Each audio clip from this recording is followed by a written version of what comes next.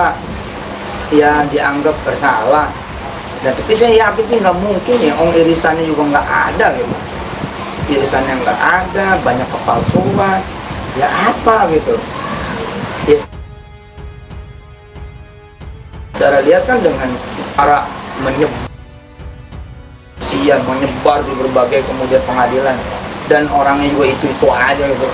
Rasanya kayak gimana ya gitu. Emang sebahaya apa sih saya kan gitu kerjaannya. Setiap kemudian kita bikin yang syariah malah dibilang kita yang ilegal, kita yang haram. Sudah, ini udah 2020. Bismillah, saatnya saya melaporkan balik dengan izin Allah Subhanahu wa taala. Pokoknya siapapun yang menjadi ekosistem mata rantai orang-orang yang itu aja, orang yang nggak ada yang beda. Muncul sih orang-orang baru yang nggak tahu juga saya gimana ceritanya. Paytrend tuh keren banget. Apanya yang kemudian ilegal, apanya yang kemudian money game. Justru kami ini yang kemudian dengan izin Allah Subhanahu wa taala ada di baris terdepan untuk kemudian menghadang money game. Kenapa kami apalagi kemudian sosok yang gugat misalkan seperti Pak Muhammad Jimmy, kemudian Pak Asfar Asin dan juga Bu Novi Korina ini tidak ada hubungannya dengan Pak Zaini Mustafa, tidak mengenal Pak Zaini Mustafa. Artinya ini sekaligus mengonfirmasi bahwa memang Yusuf Mansur itu orang yang bermasalah itu dengan siapapun begitu Pak ya. Betul. Artinya baik itu yang mengajukan gugatan di Bogor kemudian dicabut, kemudian mengajukan permohonan kepailitan di Pengadilan Negeri Jakarta Pusat ya, itu tidak ada hubungannya sama saya. Bahkan saya sampai dengan saat ini pun saya baik itu melalui telepon maupun ketemu langsung belum pernah, Mas. Iya. Karena kan di media artinya inisiatif sendirilah. Ya.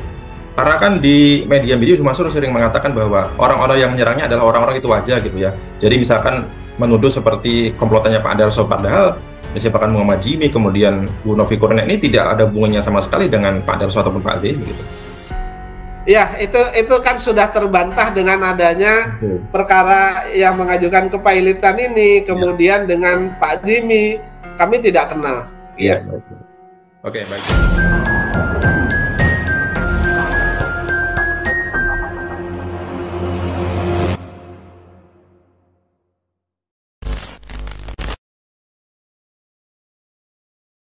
Pak Zaini, ini kalau bicara mengenai putusan di kasasi yang mana menolak kasasi Pak Zaini gitu Pak. Nah ini kan diduga kalau memang ada permainan di dalam putusan kasasi atau di banding pengadilan tinggi gitu Pak ya.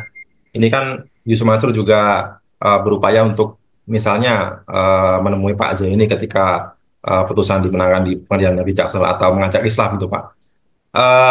Kita masih ingat bahwa di Pengadilan Negeri Bogor selain Pak Zaini atau Bu Ili Sitorihmah yang menggugat, ini dulu sempat ada yang menggugat bernama Pak Muhammad Jimmy yang kemudian ini ternyata gugatannya dicabut. Nah ini apakah jangan-jangan ada upaya-upaya Yusuf Mansur untuk mungkin menghubungi secara pribadi penggugat ini Pak? Ya, menurut saya karena saya pernah juga dihubungi oleh Yusuf Mansur, mereka meminta saya untuk 4 mata dan terang-terangan mereka menulis dalam WhatsApp itu jangan sampai ada Pak Darso, kemudian ada pihak-pihak lain, jadi intinya hanya saya dan Yusuf Mansur lah yang akan ketemu, sehingga ketika ada pihak lain yang mengajukan gugatan kemudian dicabut, ya saya menduga memang ada Yusuf Mansur menghubungi orang tersebut agar perkara ini kan tidak menjadi konsumsi publik begitu Mas. Betul. Ya. Itu. Dan Yusuf Mansur kan pernah di dalam Yusuf Mansur itu ketika mereka mengadakan pertemuan dengan investor batubara kan Yusuf Mansur juga mengatakan bahwa perkara ini jangan sampai keluar kan begitu. Iya. Artinya jangan sampai perkara ini keluar, dia berjanji kan akan menyelesaikan dengan cara mencicil. Tapi kan kenyataannya sampai dengan dari 2010 sampai dengan 2014 kan tidak terselesaikan juga gitu. Nah, kalau saya lihat Yusuf Mansur menurut hemat saya sudah panik ya. Kenapa paniknya?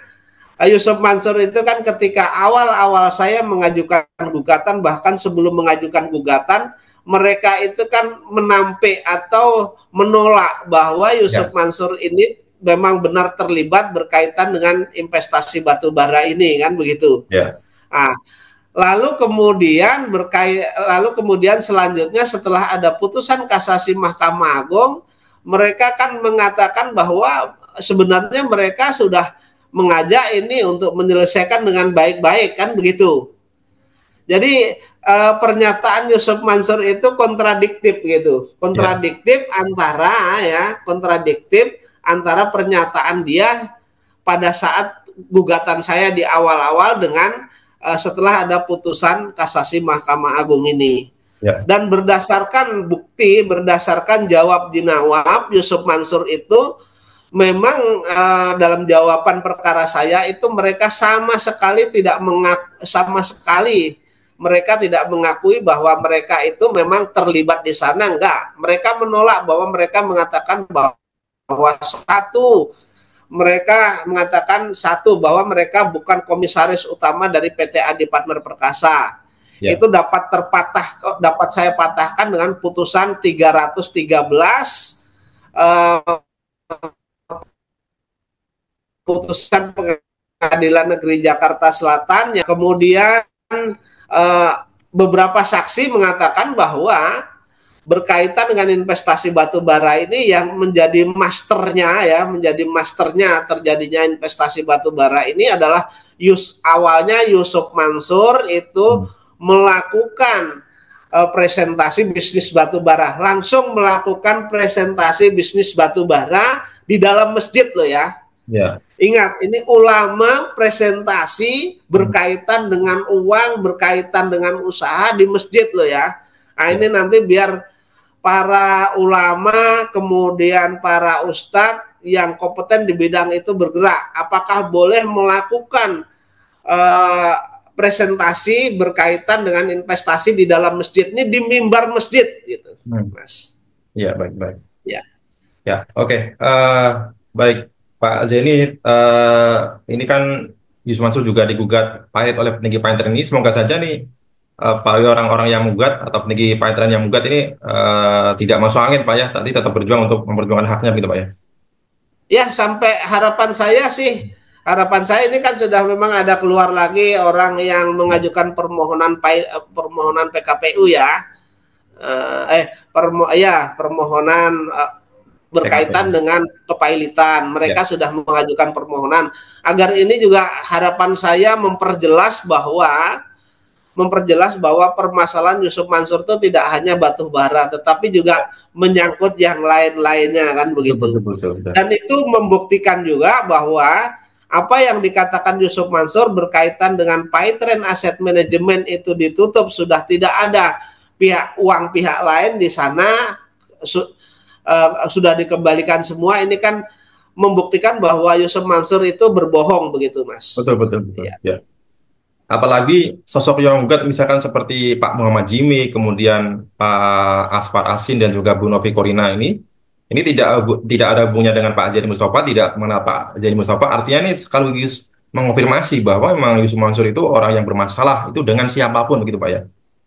Betul. Artinya baik itu yang mengajukan gugatan di Bogor, kemudian dicabut, kemudian mengajukan permohonan kepailitan di Pengadilan Negeri Jakarta Pusat ya, itu tidak ada hubungannya sama saya. Bahkan saya sampai dengan saat ini pun saya baik itu melalui telepon maupun ketemu langsung belum pernah, Mas. Begitu. Iya, iya. Karena kan di media Yusuf Mansur Artinya mengatakan bahwa inisiatif sendirilah. ya, karena kan di media Yusuf Mansur sering mengatakan bahwa orang-orang yang menyerangnya adalah orang-orang itu aja gitu ya. Jadi misalkan menuduh seperti komplotannya Pak Darso, padahal misalkan Muhammad Jimmy, kemudian Bu Novi Kurnia ini tidak ada hubungannya sama sekali dengan Pak Darso ataupun Pak Zaini gitu.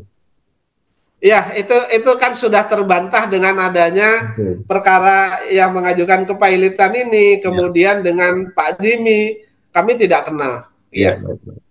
Oke, baik, terima kasih Pak Zaini. Baik, terakhir statement penutup dari Pak Zaini tentang harapan pada upaya PK nanti Pak? Dan apakah sudah ada rencana kapan tanggal waktunya untuk Pak Zaini melakukan upaya PK ini Pak?